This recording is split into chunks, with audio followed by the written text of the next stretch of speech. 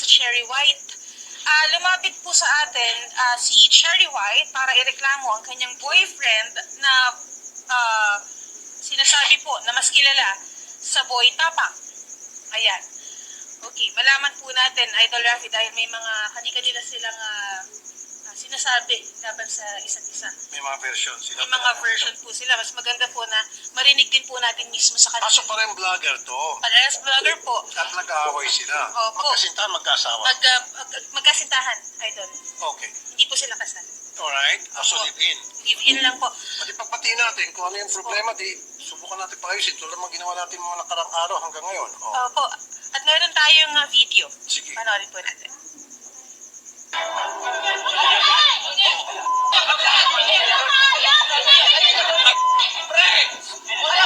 Yan po si Boy Tapang.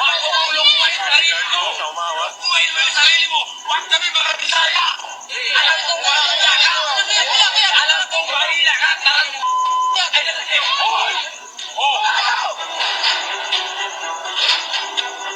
Okay. Tapos na?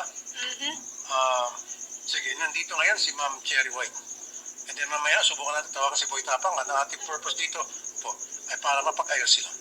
Tulad na nangyari kaninang kaso bago nito. Kinakabahan si Ma'am Cherry White. Ayun sila sa baba, sir. Sorry po. At bigla kayo na isa lang. Sabi ko, bago mag 3 o'clock, sorry na, medyo na-extend yung kanina complainant. Sige, magandang hapon po, Ma'am Cherry White. Hello po, magandang hapon po.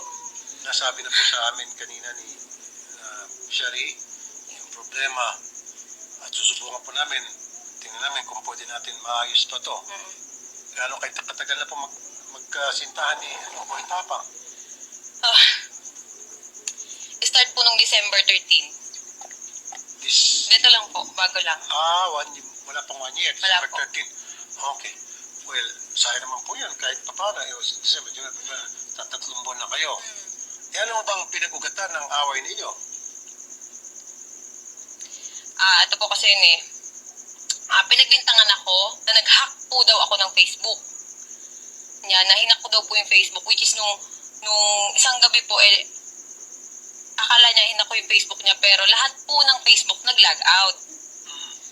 Nag-message siya sa akin na ipapatulpo daw po niya ako. Ngayon, yung conversation na yun, syempre naaligaga ako. Ngayon, pinost ko. Pinost ko po yung convo na ipapatulpo ko. Tapos, bigla na lang siyang nag-live sa Facebook niya. Nagsalita po siya ng mga kasiraan about sa akin. Katulad po ng walker ako, magulang ko po, adik. May matanda daw po ako. Yun po yung mga sinabi niya sa akin sa live. 1 hour po siyang naka-live. Pero pagkatapos niya, nag-usap na ba kayo, ma'am? Hindi po. Okay. Hindi mo natanong sa kanya ba't niya nagawa yun? Wala ba siya yung pagsisisi or nag-post later on na bakit niya nagawa yun o hindi ba siya nag-reach out at gusto makipagbati? Wala po eh. Bakit siya pang magpapatulfo Ayun nga po eh. Hindi ko maintindihan bakit ako pa ipapatulpo kasi may ebidensya daw po siya na pinapahack ko yung account niya, yung Facebook niya. Anong ebidensya pang hawak niya? Hindi ko po alam. Nung gabi po yun, lahat yun nag-log out yung Facebook. Pero kung kayo po ay magkasintahan, ba't kinakailan po ay i-hack yung kanyang... Hindi ko nga po alam. Hindi ko po gawain yun. Pero yan po iba na-explain mo na sa kanya. In-explain ko po, pero sunod-sunod yung rant niya sa akin. Nasabihin niya pa ako ng bad words na, ulol ka, alam ko ikaw may gawa nito. Pero, nung time na po yun, lahat ng Facebook nag-log out. Okay. Nagkaroon po talaga ng down po. Ang meta po nung araw po na yun, Facebook, Messenger, and Instagram po. Yung Nag-down po talaga. alam niya at nasabi sa kanya. Hindi ko po alam. Pero nung time na po na yun, sinabi ko sa kanya yun na, paanong hinahack, nagko-content kami dito na na-log out lahat ng Facebook. Sabi niya, ulul ka, ikaw lang gagawa nito, alam ko yung ginagawa mo. Pero anong motibo para gawin niyo sa kanya? Hindi niyo ba naipaliwanag sa kanya na ba't ko gagawin yun, ba't kita i-hack? Sir, puro bad words po yung sinabi niya. Ako, kalmado lang. Sabi ko, hindi ko gagawin yun. Nandito po yung conversation sa akin. Pero sa palagay niyo po, bakit niya naisip yun? Marami Siguro ng po politiko dahil yung po tanong. galit siya. Galit siya. Bakit po siya galit? Sir, ba't hindi magalit yun? Nakakatakot. Kaya nga boy tapang eh. Opo, nakakatakot talaga. Eh dapat prepared ka na kung nung makipagrelasyon ka sa kanya. Hindi, kaya nga po naipag-iwalay na ako eh. Ayaw niya. Ayaw niya. Siguro give it a try. Kasi siyempre ma'am, nung pinasok mong relationship with him, alam mo kung ano yung karakter, yung pagkatao niya. Dapat tanggap mo. Sir, nung na, ready nagkakilala ka. kami, hindi po siya ganun. Sobrang lambing niya. Sobrang bait niya. Okay, maganda yung sinabi mo. So, Opo. ano sa tingin mo ang dahilan nung sobrang bait niya, sobrang lambing niya, biglang nag 360 degrees? Sir, selos. Ayun. Yan Selos. sinasabi nila, huwag ka kasing magkaroon ng kasintahang maganda. Oo, di ba? Kasi kung ikaw magkasintahang maganda, eh talagang marami kang problema dyan. Siyempre, Sir, natural. maganda. Hindi po daw ako maganda. Kasi sinasabi niya sa live, unggoy ka din. Tanggalin mo yung maskara mo. Kasi sir, ritoke daw po yung ilong ko. Eh, wala namang masama kung ritoke.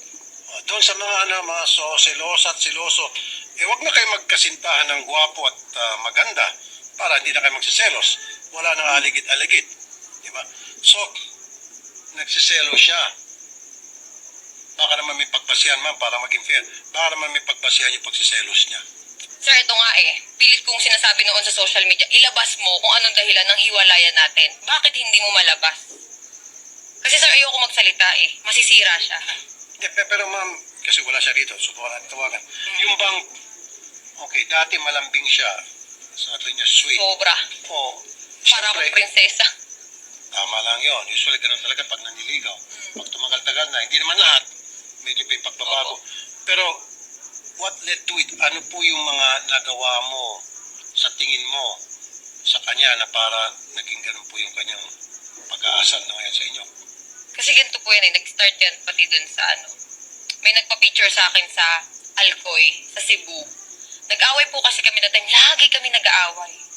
Laging punto selos.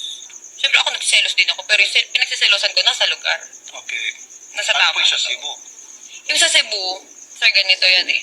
Meron kasi lumabas sa video ko na nakita ko. Pero hindi po siya yung sinaktan ko. Yung mga kaibigan niya. Sir, dinipensahan ko po kasi yung sarili ko. Bumaba ako dun sa resort, nakapanty ako, nagsiswimming po ako dun that time. Tapos, pag akyat ko, galit na galit siya. Sabi niya sa akin, hinawakan niya yung kamay ko agad. Nakaganyan ako, sir. Hinawakan niya po yung kamay ko, tapos yung kaibigan niya, 4 na lalaki. Habang hawak niya ako, naka-video sila, nasa kalsada po kami, may video ako. Nasa kalsada sila, nakipag-sex ka doon? Ginaganyan niya ako, nakipag-sex ka dyan sa baba? Anong ginawa mo dyan? Sabi ko, mga followers, nagpa-picture sa akin, anong masama? Doon na siya na-trigger. Nagselo siya, yun. So, may nagpa-picture sa mga followers, pinagsilosan niya po yun. Opo, mga taga Cebu. Doon po sa lugar na yun. Natural lang po sa ating mga vloggers, mag-isiguro sa kanya pag may nakikita mga followers ng picture. Hindi niyo po naunawaan yun. Bakit wala ho ba nagpapapicture sa kanya? Madami din. Oh, at ikaw, nagsiselos ka ba pag may nagpapicture sa kanya? Hindi po. Normal po yun eh, pag may nagpa-picture. Kaso kasi yung point po na yun, naghiwalay na naman kami. Yung mga nagpa-picture sa akin, pinatagay ako. Dun sa may resort. Siyempre, katuwaan po kami, yun. Pag akyat ko yun, nagalit na siya. Anong dahilan daw bakit si Boy Tapang, siya pa sana magpapatulfo? Anong sinasabi? Pinahack ko daw po yung account niya, kaya ipapatulpo niya. Pagpapahak. Okay, na wala namang pumbasihan. Okay. Kayo ho ba, willing ma'am na pagbatiin ko na lang kayo? Hindi po. Ayaw mo na. Sayang naman po yung 3 buwan. Ay, hindi po. Hindi ako manghihinayang dun. Eh, anong dahilan ba't nandito po kayo ngayon?